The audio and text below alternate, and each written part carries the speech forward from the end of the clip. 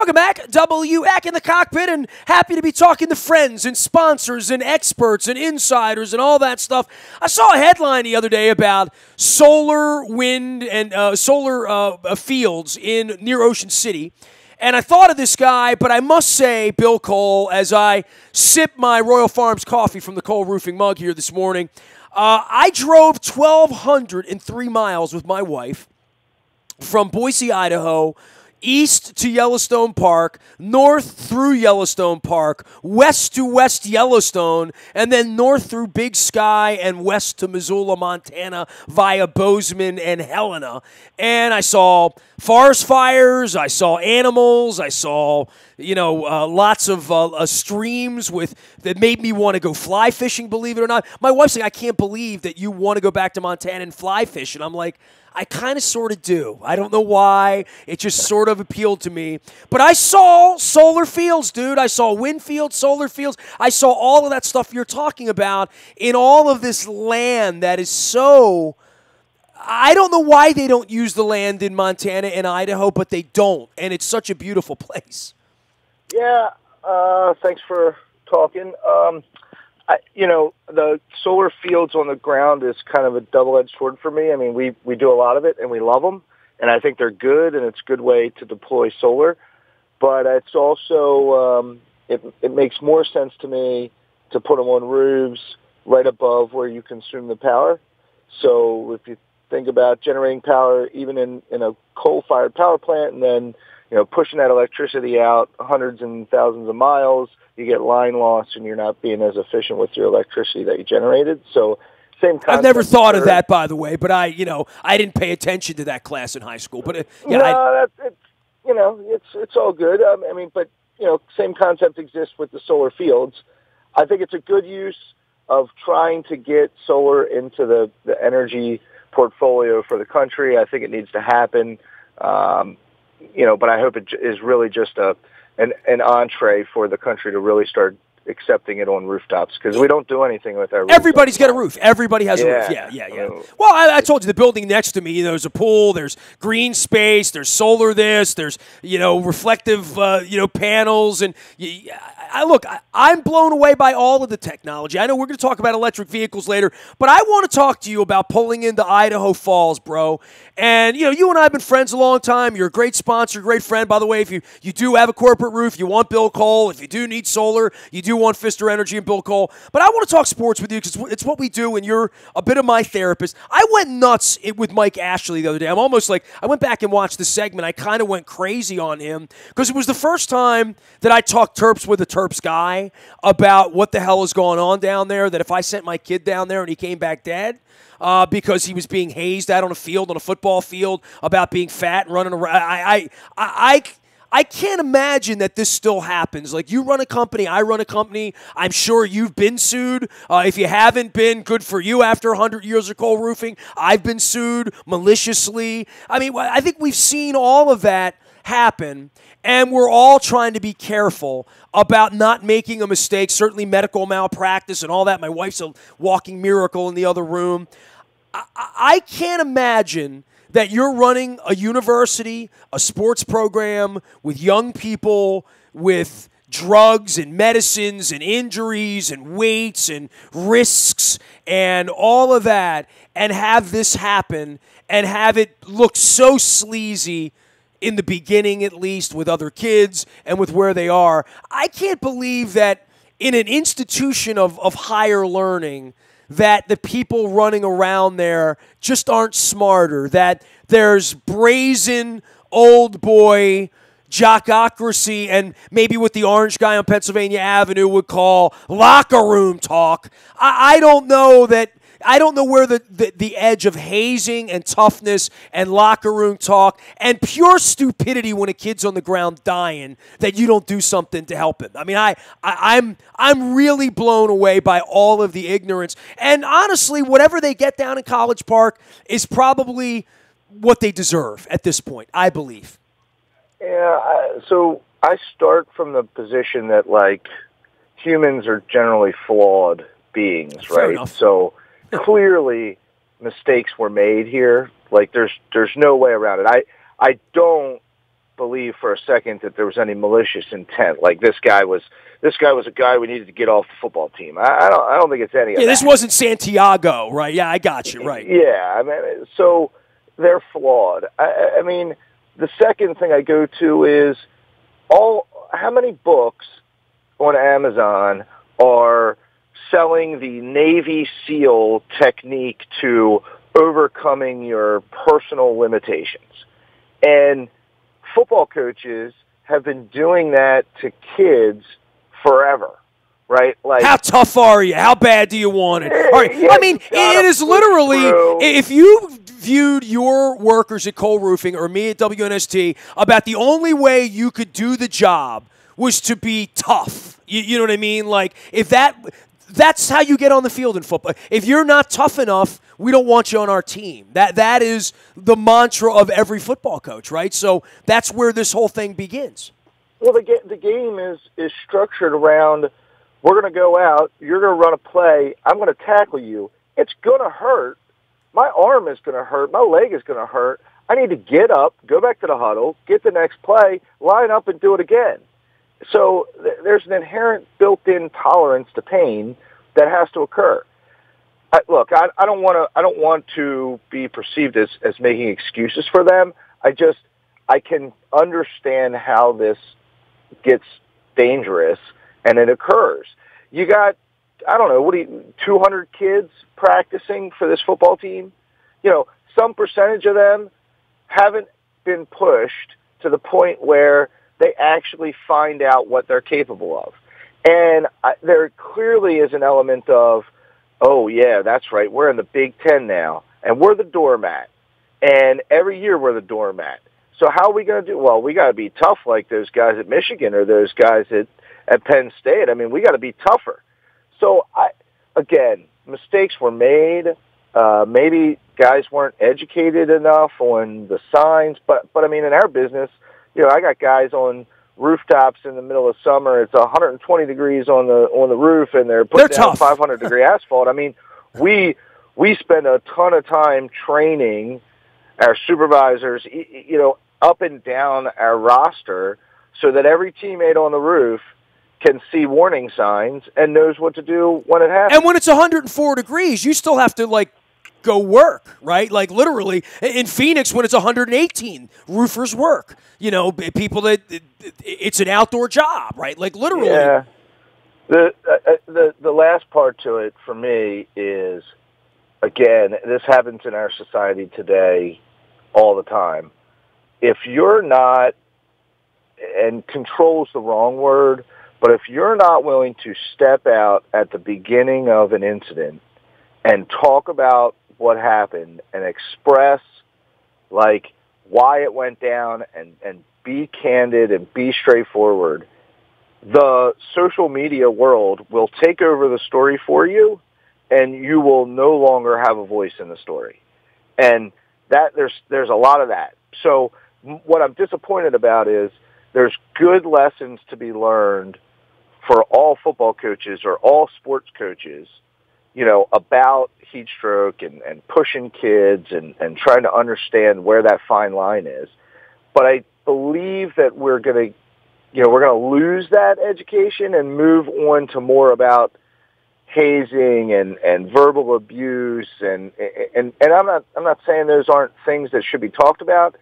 I just think you lose a little bit of what the real problem, because if that doesn't happen, there is no story, right? So if the player doesn't die, nobody's going around and asking the players, well, do they talk down to you? Do they question your manhood? Things that have gone on in football forever. So it's just another bad mark in the football world, and I don't know. I think I guess at the college level, we had the FBI coming in on the basketball coaches. It's been the sleaziest thing forever.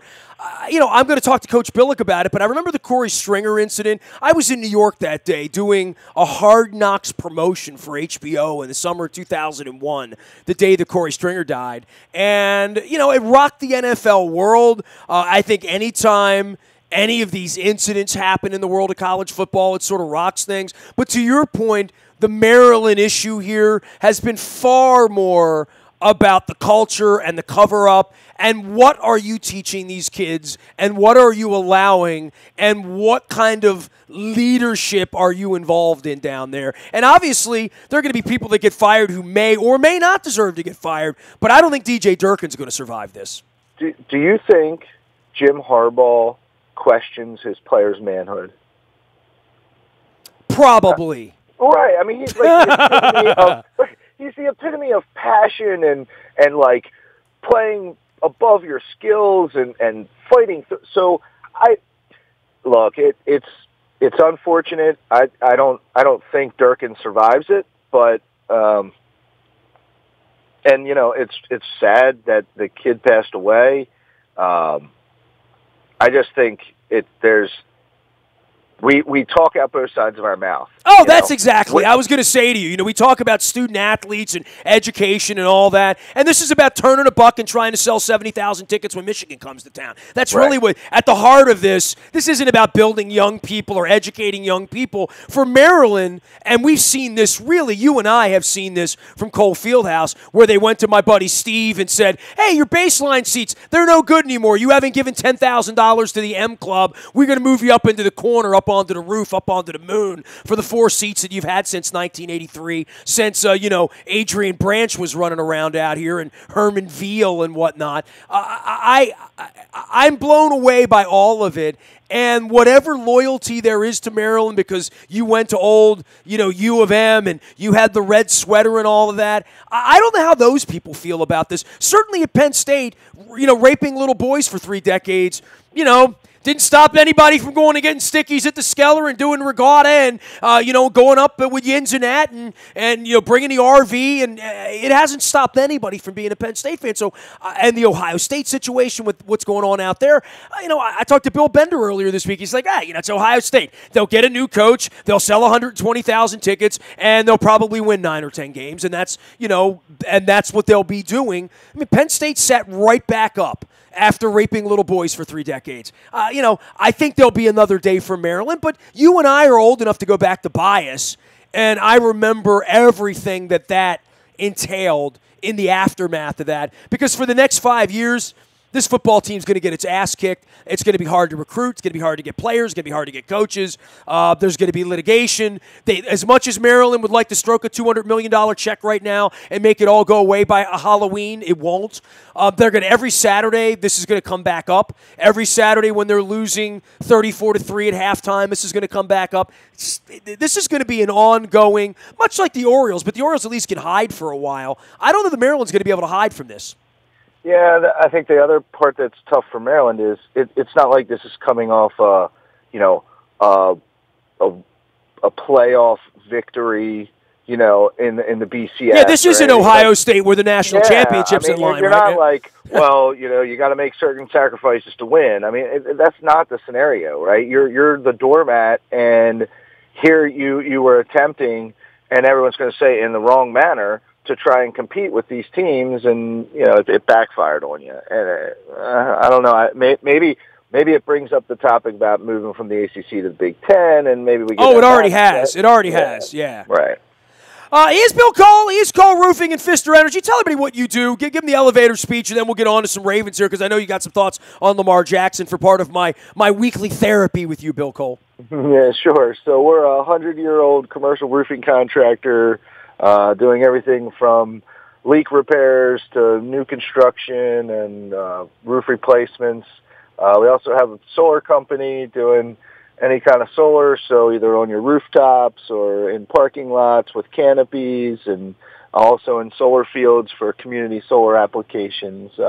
There's a grant out right now by the state to help support building solar canopies over parking lots, and part of that grant is to install electric vehicle charging stations. So I'm currently taking a straw poll in my universe to see, Are we seeing more electric vehicles, or is it just hype and on television? I'm so stupid about it, and I talked to Dennis about it, and I've obviously our friends at Jerry's, and I got friends up at Brookside. I have automotive friends out there about when the cars are going to drive themselves, but I hadn't really thought. I've thought hybrid and this and that, and I've driven hybrids. Every time I rent a car, it's one of those ones that stops at the red light, right? And before you get going. So I've experienced all that. I've rented enough cars that have all sorts of video cameras and technology. We had a beautiful, we had a Ford Escape out in on the West Coast and drove that around, and it sort of drove itself. I'm in the market on a Toyota Camry right now and looking around at what they do. So I look at all these cars and I say to myself, I see the plug-ins when I'm at the supermarket, right? And I see the places where those cars park. And I said to my wife, Tesla, what does that mean? They're really electric? How far do they go? I've never put I don't know enough about it to comment on it, but I'm more intrigued, especially when I talk to Dennis about this, because he's always at the national meetings and stuff, as to when exactly am I going to buy the car that's going to drive me to Manhattan tonight to see ELO and Jeff Lynne. Yeah, so I love that topic too. I think you could actually buy that car now. Maybe it's not as refined as you'd like it. The problem there... I need it to be perfectly refined if it's going to drive itself. Yeah, no, I get it. But the problem there is we have years of regulatory affairs to get through, to try and manage it, and people adoption and things like that. So I think we're still a bit a ways from that. On the electric vehicle front, what two parts there make me curious. One is okay, if we're going to stop consuming oil and start consuming electricity to power all our vehicles, are the oil companies going to get in the electric vehicle charging station business? Or should you and I get into that? Yeah, you and I should. Right, are the utilities, and if either one of them get into it, does it even leave room for you and I to get into it? And then, I've always been fascinated by why they couldn't make an engine that ran on water. I'm not being facetious, and I don't know the properties of all of it, but it seemed like steamships ran on water 150 years ago. How they the electric question's been out there forever. Why I can power everything on a battery? Why can't I make a car go a sensible amount of distance? Couple 100 miles on a battery, right? Why has it taken all this time? And now I see this orange clown pushing clean coal, which of course doesn't exist, and wondering I've been duped by my government for 75 years, so we've kept oil sheiks alive, and my Venezuelan brothers alive, and our friends down in Texas alive, and the Gulf Coast pumping all this oil out, for the last 50 years, because it's always felt to me like there had to be a more sensible way, but clearly governments don't like that sort of thing when you stop producing that clean coal for those folks out in West Virginia. Well, I'm curious whether we have the courage, I think, to change our habits as opposed to continuing to invent products that fit our lives. So that fit oligarchs' lives and continue to make whoever the 20 most powerful people in the country money. As long as Walmart doesn't go out of business, we can have that product, right? But if it puts Walmart out of business or puts Exxon out of business, we can't have that, With too many people involved down in D.C. to let that happen, Yeah, I just, if you plan to go to the gas station to fill up, that's not a thing with an electric vehicle. It doesn't work that way. So when you talk to someone who actually has a Tesla, say, they haven't been to a gas station in a year and a half, right? No, but they're structuring their whole plan not even to go fill up. They're just trying to make it from point A to point B to point C to point D, and it's early in the industry. So if they can hit a Tesla dealer, they can get their supercharger, and that only takes 20 minutes, and they can go 200 miles. Whereas if they stop at Royal Farms, they can charge there, but it's only going to get them, 50 miles for a 20-minute charge. So it's just totally different way of running your life, and I think that certainly puts friction on our ability to sort of adopt. Mobile phones were easy, right? You just stuck them in your pocket and you charge them at night. That didn't require us really changing the way we lived. And finding a place to plug my car in, right? I understand. Right. Well, we don't have any problem finding a gas station. I mean, I'm driving around Idaho, and I just put gas station in, and it pops up. I'm sort of amazed by the differences in the world. I was out in Montana in 1995, and go back in 2018, and the amount of difference in 33 years or 23 years in a place that you don't go. And one of the real big differences was, oh man, I had like a paper map then. Now I have like, oh, that's what's behind that mountain. And now I understand that. Bill Cole is here from Cole Roofing and Pfister Energy. We talk a lot of sports, electric cars, all sorts of things, medicine. I don't know. At some point, you're going to teach me robotics before I go back to Pittsburgh to try to understand it. I want you to teach me a football, though, because that's the beginning and the genesis of our relationship, of course. The Lamar Jackson thing. We're 3 games into this experiment. And I think on Tuesday morning, everyone sort of woke up with a thumbs down on the experiment. Look, all the fanfare back in April, I try to be the voice of reason here. I've tried that for 27 years on the radio, Bill. Every team in the league passed on the kid. He's not a wonder kind. He's not the number 1 overall pick. He's not a natural. There's a lot of knocks on him. I think he's a wonderful wrinkle for the offense this year, and I think he will help them win games. I don't think he's ever going to win 12 or 13 games as an NFL quarterback any more than I thought Troy Smith was going to do that, any more than I think any running quarterback is going to survive long enough to do that. So my knock on this is watching him go run around and get his head taken off, and my other knock on this is he's not very accurate. Yeah, I think if he sits on the bench long enough to get on the right diet program and the right weightlifting program, then maybe he bulks up a little bit. Like every time I look at him, I'm just like, wow, he's so skinny. Like his legs, he's definitely going to get broken. He's not even built like a running back. He's built like a slight wide receiver, quite frankly. Yeah, he's not even built like Anquan Bolden, man. You know what I mean? Right. Like literally. No, So, I mean, look, I all I saw was his learning how to be a quarterback. And I am actually slightly encouraged by the number of learning moments he's been able to have. I think you can play in preseason games and you never get into certain situations and you never make certain mistakes, and that stunts their growth and their learning. He's been fortunate in that he's got to make some of the mistakes that they all do. They're all going to make, and now he's having to learn. I mean, how many times has he run backwards now, right, and thinks he's going to run away from the guy and get around the edge? And no, sorry, the D lineman that's chasing you might be faster than you. So yeah, you're not playing Duke today, right? Exactly. Right. So I think a lot of that's really good. I reserve judgment. I'm not overly hung up on it. I don't think we mortgage the future.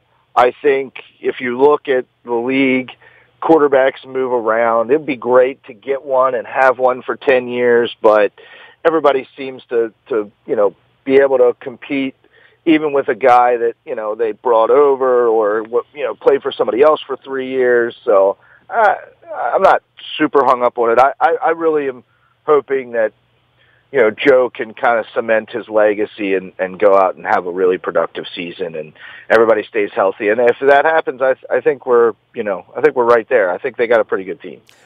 I agree with you. I am bullish on the team. I've been bullish on the team all along. And I love the Christmas of the way Flacco's played. And I love that the defense has flowed to the ball. I don't love the notion that Jimmy Smith's not going to be around again. And that's where we are, sitting on the front end of another suspension with him and more time off the field with him. I know they're trying to load up at deep depth, and really the offensive line now with Ronnie Stanley, that's going to be a question mark as to the first time we're going to see this offensive line is going to be against Buffalo. That's for sure. Right. I think corner in the NFL today is about how well you can market your players. So you do more good for your defense by convincing the other team during the week of practice that they don't want to throw to this guy. And if you can get out and get that message out, that's better for the productivity of a corner than actually their skill, right? Because they're always at a disadvantage. The offense should always be able to complete passes. They know where they're going, you don't. So unless you've got really great a pass rush, they're always going to complete passes. So to me, stop talking about Jimmy Smith, start talking about Humphrey, and make it sound like, he's the next coming of Deion Sanders, and people will get scared of him, and that lets you only have to cover one half of the field. Well, you don't have to talk about that. He has to actually go out and do it, dude. You know what I mean? I don't know about that, because, like, the best guys, it's all the hype. It's all the hype. It's all the hype, so nobody throws at them. So their stats bear out the fact that, oh, no, yeah, look at him. Nobody completes any passes on him. Yeah, but it's not really that. Nobody throws that way. Yeah, you got to get some picks. I get it. You get lucky. You get a couple early, and then you get a couple tip balls, and the stat line gets better. They watch film. I'm not saying these guys can be completely duped, but in the players' heads, if you're the best corner on the other team, they're going to throw that way less. The quarterback. That's fair enough. That's a very fair assessment that they will, like Billick used to say, go pick on that little guy over there, right? Go pick on him for a while. Sure, right. They're all in the matchup game, and they're formation the hell out of one another just to try and get to the matchup that they really want. But to me, as a defense, I'm just trying to limit the amount of the field that I got to worry about, right? So when you roll out, I'm happy that you're rolling out, because there's a good chance you're not throwing all the way back across the field. So I don't know. I just think, what's his name? Our safety, big beard guy. Oh, Eric Weddle. Thank you, Weddle. He probably should not talk as much. He seems to be the guy with the bravado who wants to say that we're going to win the Super Bowl, and he is the champion. Live up to that. He's the champion of positivity, though. Weddle. Right? He literally is. I love that, but at the same time, it's like, okay, bud, okay. Well, if you don't believe you're going to win the Super Bowl, then you're not, right? I'm totally fine. I believe that he believes he's going to win the Super Bowl, by the way. Yes, I'm cool with that. Behind closed doors, you pound those guys, and I agree. You got to go out to practice every day, practicing like you're trying to win the Super Bowl, and you're going to win the Super Bowl, and Joe's going to take us to the Super Bowl, and all that. By the way, I'm going to come back and really ram this up your roof come February if you're calling me and saying, you got space for me in Atlanta, you know what I mean? Are you saying they can't go to the Super Bowl? No, I think they're going to be good. I think they can go to the Super Bowl. All I'm saying is, don't pee on my roof and tell me it's not raining. There's an internal dialogue that you have with your teammates, and there's a dialogue that you have with the media. And fair enough. I understand what you're saying. You have to understand Flacco's psyche. Maybe this is a good thing, right? But Weddle going out and saying, Joe's going to have his best year ever, like that. Joe already knew that he needs to have his best year ever. They drafted a quarterback. I don't think the guy needs any more pressure. I think he needs to just go out and play. So, hey, look, it's cool. It's all fun, right? I mean, the guy just wants to win. The guy just wants to win, and that's good. If he wants to put pressure on him, go for it. And they look like they're chummy, so I don't think he did it, like he doesn't know. Well, Weddle and Phillip Rivers were famously best friends in San Diego, So and Weddle had that. Weddle's just a positive dude. So I hope he can go out and play the way he wants to play. You know what I mean? Because once you get into your 30s, I turn 50 next month, as you know. By the way, I hope you join us in Nashville. We have room on the Nashville trip, everybody. We're closing it down this week, so there's my plug. Throw me a note if you want to go to Nashville with us. But as we get older, the things we want to do and the things we can do. I worry about that. It was good to see Suggs come off the edge like a cat, on Monday night again, that he's in the best shape he's been in. Flacco's in the best shape he's been in. I love the professionalism of all of this. I like Harbaugh's demeanor right now, where his sphincter's not so tight like I've seen it be over the last 10 years at various points. I having watched the Capitals just win a Stanley Cup, I like the way they were loose and confident and veteran and their versions of the Weddles, the guys who haven't won championships, who are hungry, they're crab trees, who look very, very motivated. I think that's what you need. Because the Tuckers and the Yondas and the Suggs and the Flaccos, there's a lot of want. Those guys all have $100 million in the bank and they all have a ring. I need to see more furious anger. By the way, here's your tip for the week. You have HBO, yes, Billy? Yes? Yes. Do you watch Hard Knocks or do you not? I'm not a consistent watcher. I am not either. Over 17 years, I've watched 10 of them, right? Yeah, if I remember, I'll watch it. I watch it when I like it. I gave up on Houston, whenever it was, last year, 2 years, whenever that was, because it was so Hollywood over the top, contrived. It was fake reality TV. You could see they had a script and they set it all up with the wives and the babies coming out of the bassinet and the guys on the lake with fishing and he's coming back. I don't need all that. Give me the football part. And this year, it's so much better. It's just better. And go watch Jarvis Landry's speech, 25 minutes into the first episode, and it will make you want to be a Cleveland Browns fan. Like, it was, and it was not contrived.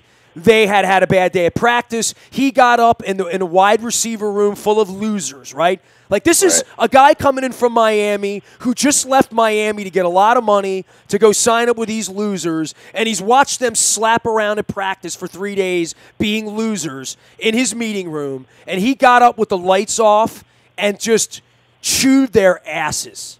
Like I've been around sports a long time. I have rarely seen a speech that made me hit pause. And I've watched Hard Knocks for 20 years. I've seen every contrived Rex Ryan thing I've seen Rex for real. I've been in meeting rooms with Rex where Rex is teaching me football. So I know how these guys really are. I've never seen anything like the Jarvis Landry thing. Go watch it. I'm going to rave about it all year. I'm going to talk about it. When do we play the Browns? The week of October 7th, which is the last week of my 49th year on the planet.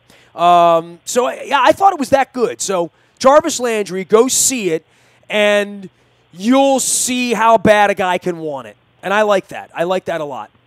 Yeah, I don't really want to hear that. I'm watching Cleveland from afar.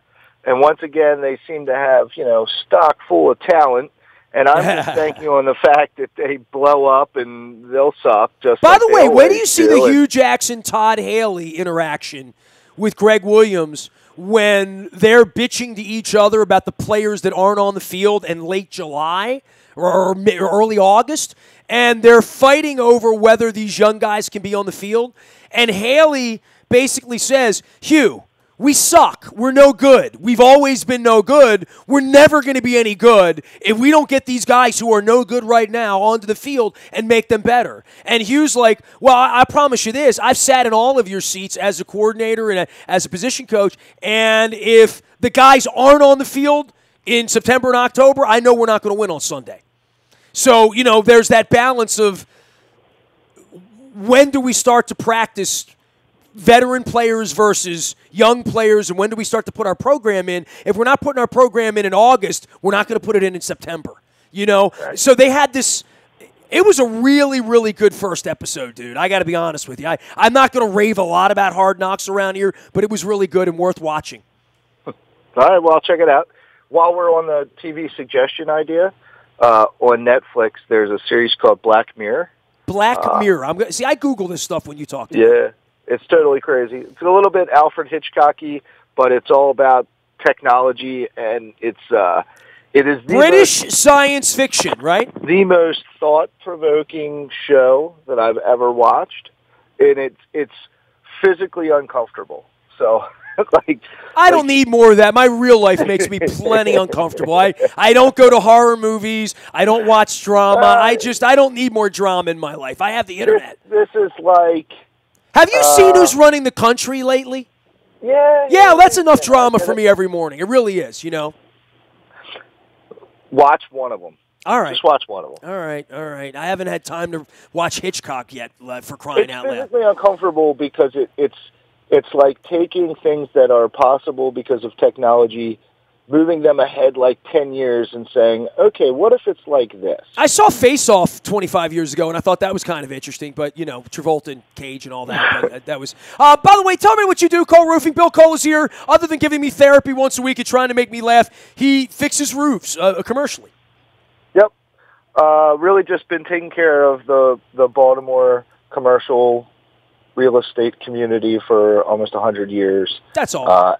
Anything you need to do on the roof, or even walls and, do all kinds of custom metal work and things like that. So we're here to help. All right, bro. Bill Cole's there. You can find him out on LinkedIn. If you need to find him, find me. Find ColeRoofing.com. And last but not least, you made me listen to my first Joe Rogan podcast. And I listened to him and Gary Vaynerchuk.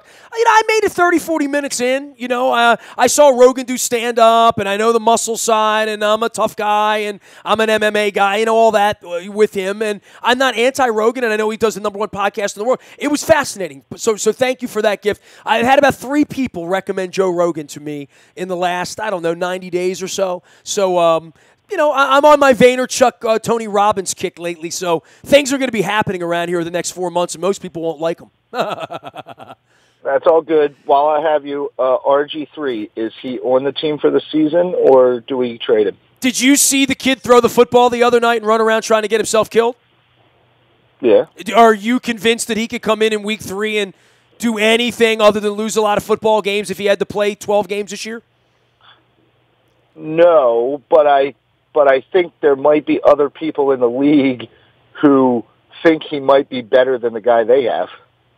I think they're going to keep RG3. I mean, all of the hints given to the media, even throughout the last couple of weeks, and then the eyeball test of there's no debate as to whether Lamar Jackson is going to be pushing Joe Flacco. That is made up from national media people who don't know their head from their ass. Or maybe they woke up on Monday night when they watched this to see how good Flacco really is and how not ready Lamar Jackson is. Because I think, 3 weeks ago, Luke and I were talking about they drafted this kid in the first round. He better be good enough to be a backup. I don't know that he's good enough to be a backup right now. Right. That's what my eyes tell me. And RG3 is, to your point, might be good enough to be a starter in a place or 2 or 3, right? Right. So I think RG3 is going to stick around. We haven't had a good backup around here in a long time.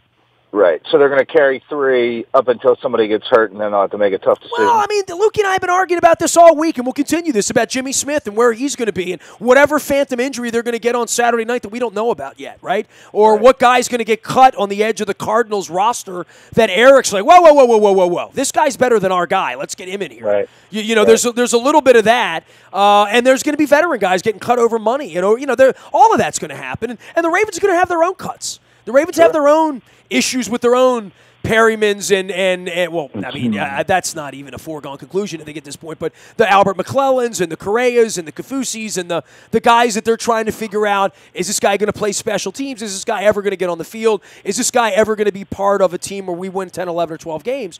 And this is the toughest week, right? You talk about hard knocks, right? I mean, this is the week where they all have to do a lot of praying and have a lot of really tough meetings, and I don't know if you've ever had to go in and fire 20 people in the course of 3 hours. They're going to do that this week, right? Right. So that it's tough, very, very emotional week around there. As much as we're watching meaningless football, tough week around there emotionally for a lot of young people. Yeah, it keeps us tuned in, that's for sure. All right, Hard Knocks is good. Bill Cole's good. Cole Roofing's good. Fister Energy. I have the mug. I'm strangely almost out of my Royal Farms Kona blend. I'm down to my. Let me get my last drop in here, then I'll plug the buy at Toyota.com audio vault. 24 hours a day from anywhere in the world. It reaches you wherever you are. Your mobile device, little WNST goes everywhere you are. Hey, Nasty, your signal ain't big enough no more. We go around the world. People listen every day from all walks of life in the buy at Toyota.com audio vault. No static at all, just like Steely Dan, who's coming to the Model Lyric on October 11th. I think I'm going to start my 50th birthday officially, when Steely Dan plays Hey 19 at the Model Lyric.